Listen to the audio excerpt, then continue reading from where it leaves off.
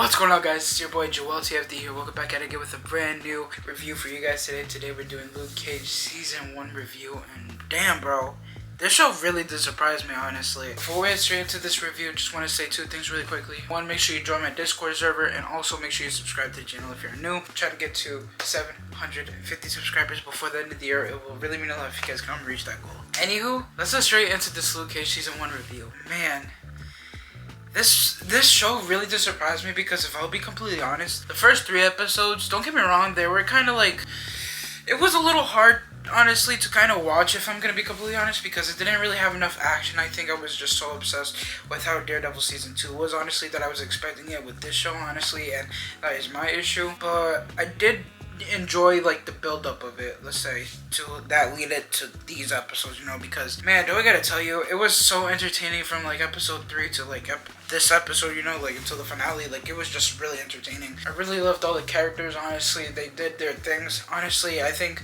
who I didn't really like the most, honestly, was definitely Mariah's character, but that's honestly because of the show, not because of her. Her acting is really well, honestly, but just her, like, her just being there was kind of like, man, this girl is so freaking annoying, yo. But that's how you know an actor or an actress is really great at their job, because once you like genuinely feel like they're annoying in some type of way in whatever project they're on, that's when you know when they're doing a really great job. But man, this show really did caught me by surprise, you know, like I caught a lot of things, honestly, like with the newspaper, like in the painted in the wall, they said Black Panther, and then they also name dropped Blade's name, Wesley Snipes. So I was like, oh shoot, okay, right, that's his name. Or was it like just his, I don't know. I'm really dumb. Okay.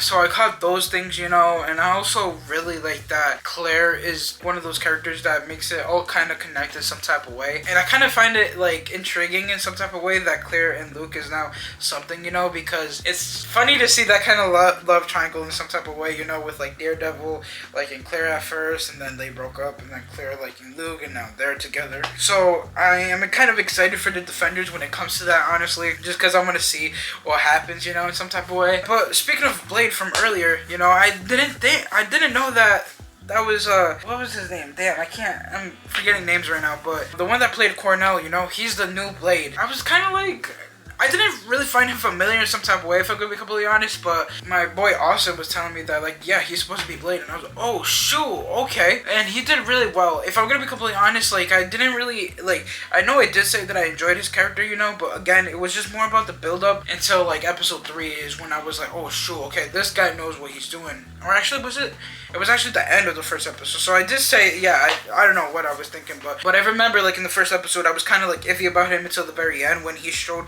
his, like, he was like that guy, you know. I was like, okay, so this is the dude, huh? And I generally thought he was gonna be the villain throughout the whole season, but nope, it was Diamondback, and like him being Luke's half brother was freaking insane. I really did enjoy it, honestly. I wouldn't say I really enjoyed it. I don't think it's my favorite like Netflix show when it comes to Marvel and everything, but I would say it's definitely there, honestly. It was actually really good, and I'm really happy that I watched this, honestly. I'm really happy that I'm doing this road to Daredevil Reborn again, because it really will catch my eye on like a lot more things, honestly, and I'm really excited about it. I think my favorite episode definitely has to be episode 4, when we got his whole backstory, honestly, when he was at Seagate at first, you know, getting the Reva lore and everything. I thought that was freaking phenomenal, honestly. That episode was top tier for me personally, and that's another thing too, Reva, bro, like, he kind of just forgot about her now that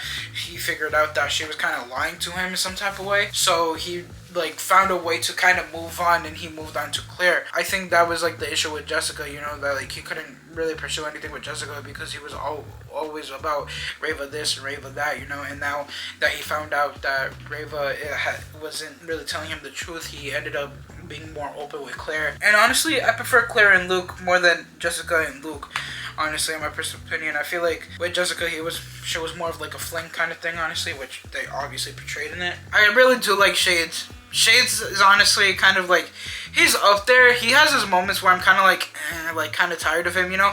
I do feel like they gave him a little bit of extra story in some type of way to obviously feel for him, kinda ish, but more like get to know him a lot more. But I felt like they did kind of drag it a little bit in some type of way. I felt like his scenes could definitely have been cut down short, you know, and still kind of portray as a bigger character. I don't know, that's just me personally, but I do feel like at the same time, we don't know too much about him in his past. We only know more about like what he can do now, honestly, and I wish we can explore that a little bit on season 2, you know, but I don't know.